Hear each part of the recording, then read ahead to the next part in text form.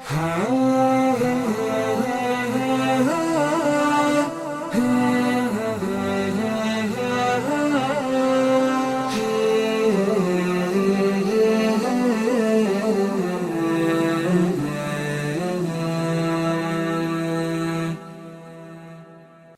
الله الرحمن الرحيم. الحمد لله والصلاة والسلام على رسول الله.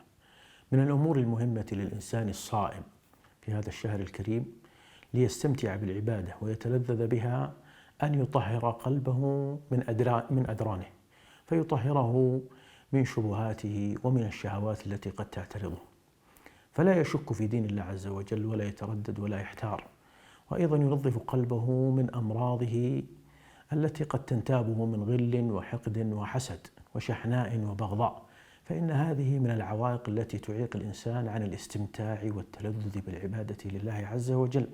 فطهارة القلب مطلب من المطالب الأساسية، ولذلك كان الخشوع والخضوع لله عز وجل محله القلب، ولن يخضع الإنسان لله ولن يذل بين يديه ولن يستمتع بالعبادة حتى يفتح قلبه لهذه العبادة ويدرك بأنه يتعبد بها رب العزة والجلال الذي أقام صلبه وأعافاه في بدنه، فيتلذذ بذلك تعبدا لله عز وجل وطلبا لرضاه. فإذا كان القلب مشحونا بهذه الأمراض كان ذلك عائقا دون استمتاعه وتلذذه بهذه العبادة.